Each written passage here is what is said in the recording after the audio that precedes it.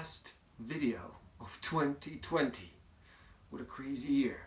Book number 50 for me to round this 2020 up and get ready for the next year. If there was one thing that we have all learned, without a doubt, it is the importance of knowing yourself. What do you do? Why do you do it? How do you do it? Can you do it differently? It has never been more important than what this year has shown us. So take advantage. Go to my website. You know that there's a test on there. You can find out what are your motivational factors, what are the human needs that drive your behavior. Study emotional intelligence. Learn about emotional intelligence. Learn about emotions. Learn about feelings. Learn about vibrations. Learn about frequencies. And learn about the nature. Learn from nature. Learn about the laws of nature. You can do that also on my website. There's a program. There's a self-study program, an online course that you can take to improve, to grow, to expand. Do it. Master of Life Awareness. So for this last book of the year, book number 50, very special one for me. This book was written by an actor, by a soldier, by a father, by a revolutionary, by a pilot that I actually flew with as well. This one is very special for me, and I really, this one is kind of for me. So, are you ready? Let's do this. Hello, and happy day. How does slowing down sound to you today? Would you like to reduce the noise for just a bit? Are you ready to make a choice and decide to listen? My name is Igor SF Walker, and I'm here to remind people to slow down, to reduce the noise, to walk their lives into a natural flow. Welcome back to the Book of the Week series. Every week, as I read another amazing title, I share it with the world. Today we look at Blank by Feja Stucken. Our brigade was led by a junkie, dealer, thief, pimp, gambler, racketeer, and a murderer. Today, he's a very religious man, but he is still a thief, gambler, racketeer, and a murderer. A significant part of the BIH Army Command was made up of similar types. The first combat operations they ordered were to plunder anything and everything that could be stolen. Those small groups of criminals gradually grew into larger units. The Order of the Golden Lily was the highest decoration of the Army of Bosnia and Herzegovina. It was a gold pin that many secretaries of the ruling party received, as well as their relatives and friends, without ever having much to talk about in terms of the combat experience. The fighters who received it because they deserved it often sold it as second-hand gold to jewelers after the war to buy food. I could have easily killed a man, a human being, and in doing so helped mine and his lot in piss-marking this looted territory well camouflaged with religion and with patriotism. They had, long ago, made me into a hypnotized monkey, blinded with hate, ready to kill for the rich, for those who sent their kids to expensive schools. But that was not me anymore. Mostly throughout my childhood, I felt a mixture of sorrow, anxiety, injustice, helplessness, loneliness, and fear. I was constantly trying to figure out why people do what they do to each other, and in doing so, to those who are not to blame for the predicament or anything else. Why did they create a life that they shit on later? What's the trick there? They say that every decision in life is made 1 to 5 seconds before a person sees it as their own idea, meaning that you can't really call it free will nor freedom of choice. So I decided nothing. It did it all before even asking for my opinion. The brain, that is. And it seemed to be interested in real life only. It liked knowledge, but never purely because it was forced to know something. I never could stand authority. I don't hate it, I simply have no respect for it. In Sarajevo, Muslim Nationalist Party was already reselling weapons to the people. Weapons that they bought from our future enemy. Old infantry weapons in Bosnian army were manufactured at the Crvena Zastava armaments factory in Kragujevac, Serbia. This was their first dirty job.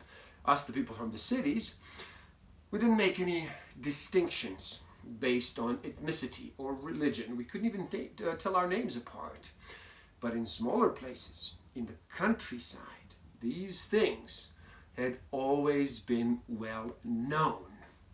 That was where the hatred came from. It resulted from frustration, from bad education, from low living standards, and lack of activities, I guess, and religion.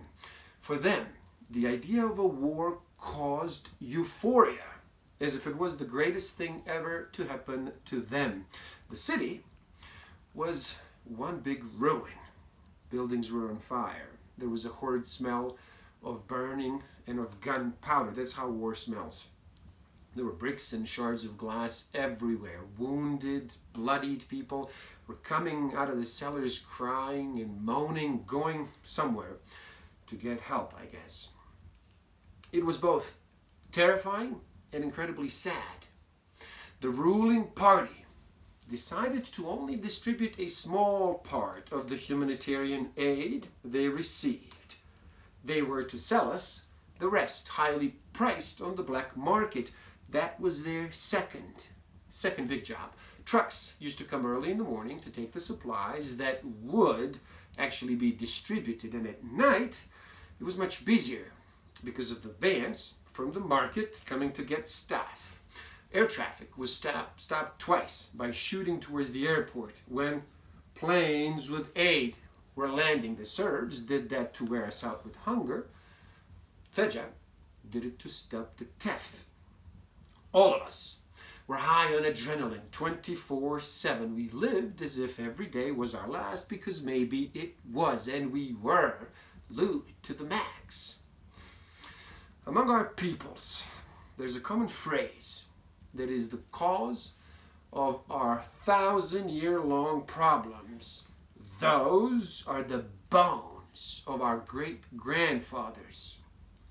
With a limited vocabulary, they repeat this phrase as a justification for prosecution, for killings, and for rape. I'm certain they do take it literally, because in that bunch of incorrectly joined synapses, there is no space for deeper metaphor. Bones are protein, water, calcium, and a few more chemical elements, so please do not kill yourselves over them.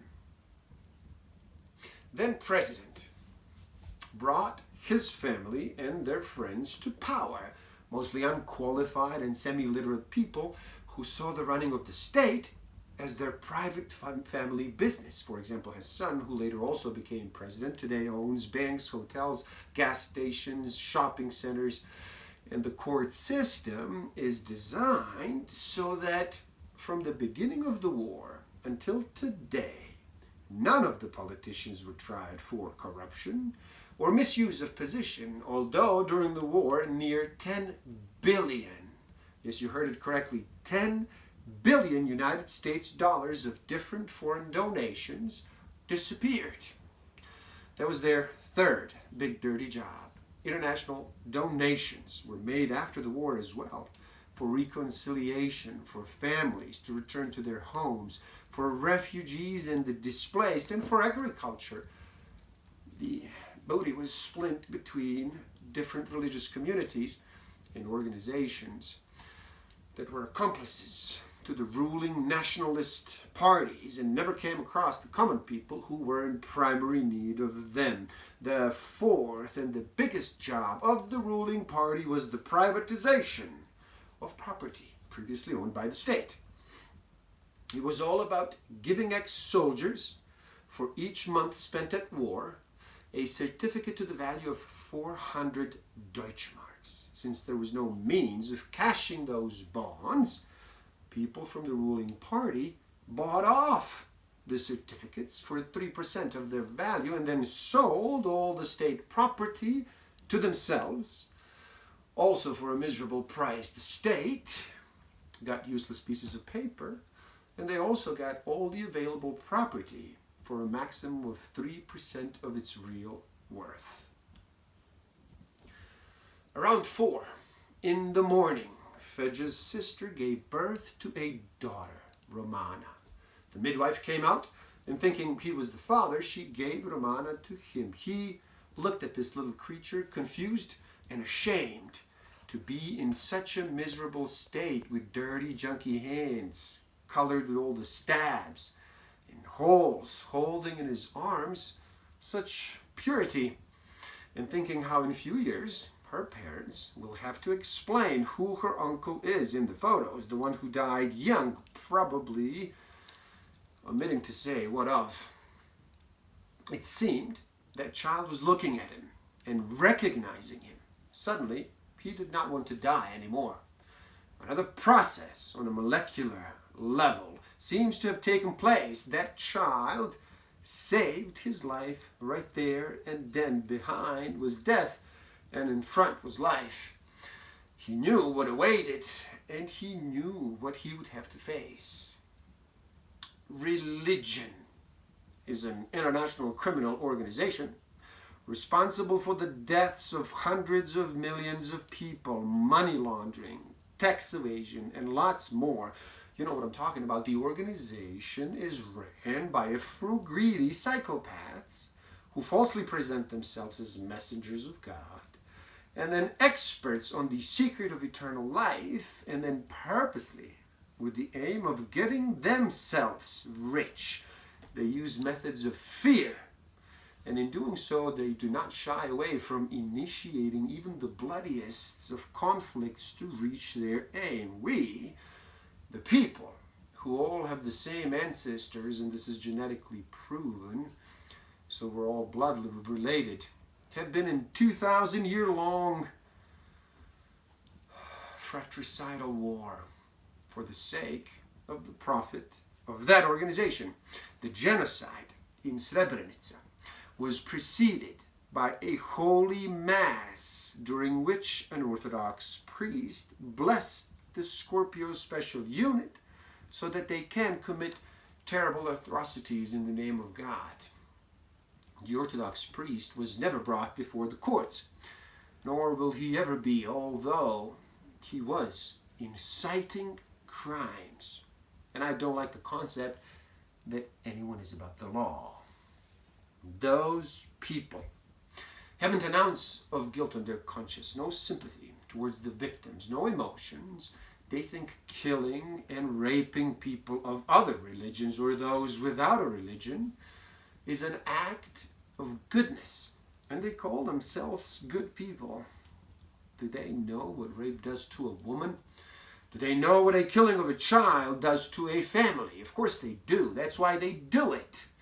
They're not and cannot be heroes that the religions present them to be. I am appalled by the amount of hatred with which religion has contaminated humanity. Sometimes I think, what would happen if aliens came? Alien. We've been observing you from above for a while now, and I have to confess that some things are not quite clear for us. For example, we see a number of you carrying metal objects, firing things. Is that how you produce energy? Fedja? Oh, no.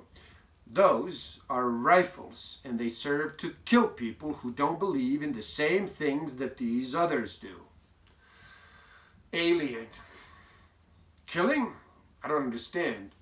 Tell me, we see some small explosions. Is that how you produce energy? Fedja. No, those are bombs, also for killing. Alien. Oh, so what do you mean by killing? Like taking a life from another living being? And what do you do with them then? Bring them back to life? Fedja. No, we bury them. Don't lose your nerve. Everything I say is just my opinion, nothing more. I hope you don't think that for some reason you have more right to freedom of thought and speech, because you don't. And no matter how hard you believe in something, faith doesn't make things real. You just believe it does.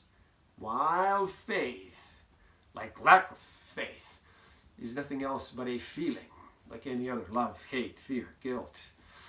It's nothing else but a combination of chemical compounds and receptors in your brain and not existing anywhere outside of it. I hope you know that. Those are now quite old scientific facts.